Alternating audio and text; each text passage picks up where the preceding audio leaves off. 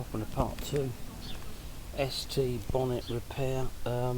It's been raining ever since I made part one of this, so I've now come out to see just how rusty the paint has, the steel has gone. Wow, that's actually, see if I can get light in there. That's had some rain on it and it doesn't seem to have rotted. So a tiny bit more prep and I think we're going to have to puff that over with some primer. What I'm going to try and do is do a trace coat or a mist coat in two different colour primers to see where it needs filling. I'm desperately trying to get this car masked up. May is as damp as Notter's pocket here in Bath. So using the trusty bit of wood, some newspaper and some tape, I'm going to try and do this now in the rain, so that when it does dry out, I'm going to put some paint on it. Oh dearie me. Right, here we go.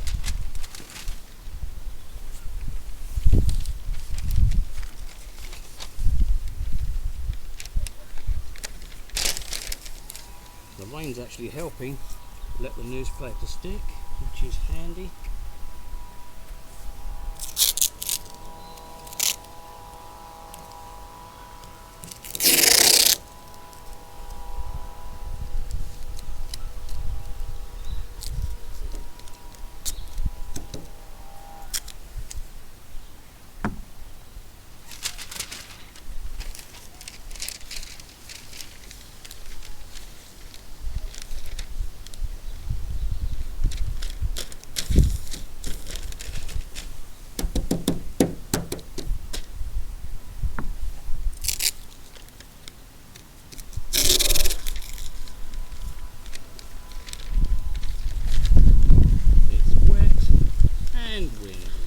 Ideal for spraying a car out in the open.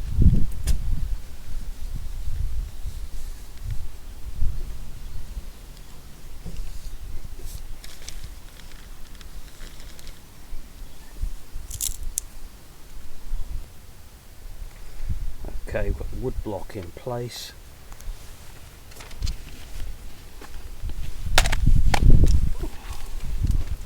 We can lower the bonnet now. Here we go.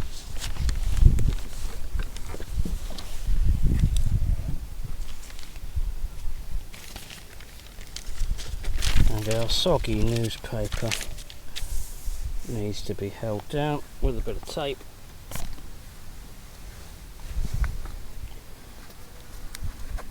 I don't know how anybody does this one-handed, but there we are. Let's have a go.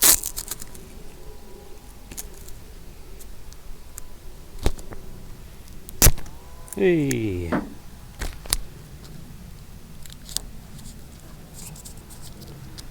That should stop it blowing away. Right, now just to cover the headlight.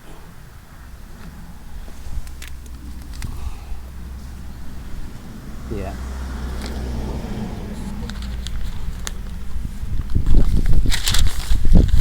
We're going to lose all the newspaper down the street in a minute. Here we go.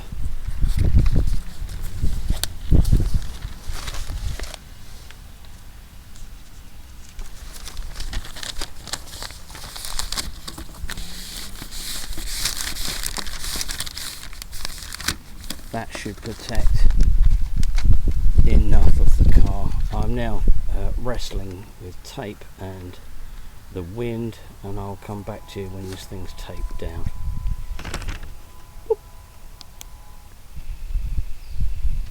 Well, we're getting 4 seasons an hour here in now extremely sunny Bath, but it's actually still raining at the same time. As you can see, I've masked it off. Doesn't have to look pretty, just has to not get blown up by the wind, and it needs to cover everything you don't want to paint. Obviously, the better you do this, the less overspray you're going to get, and trust me, getting overspray off of a car is tiring, and it's very easy just to mask it properly in the first place. When when you've done it, run your fingernail around the tape here, just to make sure you're not going to get any paint go up underneath the masking tape, because it will go anywhere and everywhere it can. And the primer I'm using is very, very thin. From experience, I know it goes wherever it wants. So we'll have a look at that being done in a couple of minutes. Well, hopefully a couple of seconds. Okay, so there's a break in the cloud for a split second. Here I have my primer. I'm using white first, and then I'm going to go with grey over the top. And then when I sand down the grey, you'll be able to see all the flat spots and the little holes and dings. So I'm going with this guide coat using two colours of, well, two tones of white. Here we go. I've given that can a damn good shake, just taking off any dust and rainwater that I have just had all over the car. Try and use a clean rag with no polishes on it, which would obviously be sensible. Do not rush. Do not rush. Make sure the can has been shaken. And now I'm going to swap hands and give this the lightest of puff overs with the white primer.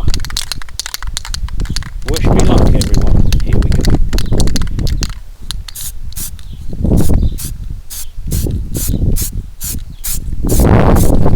As you can see, some of that paint's actually sticking to the car. Some of it's just belting down the street there to the neighbour's house. And immediately I can see I've got an issue. That edge that's still coming up is still coming up. We'll puff that over and sand it down, probably about 30 times. Don't be tempted to rush this, slower the better. I know you can't actually see much there because it's white on white, but that actually looks like it's covered quite well. When you're finished, turn the can upside down, give this a good blast to make sure the nozzle gets cleaned out. Right, onwards and upwards.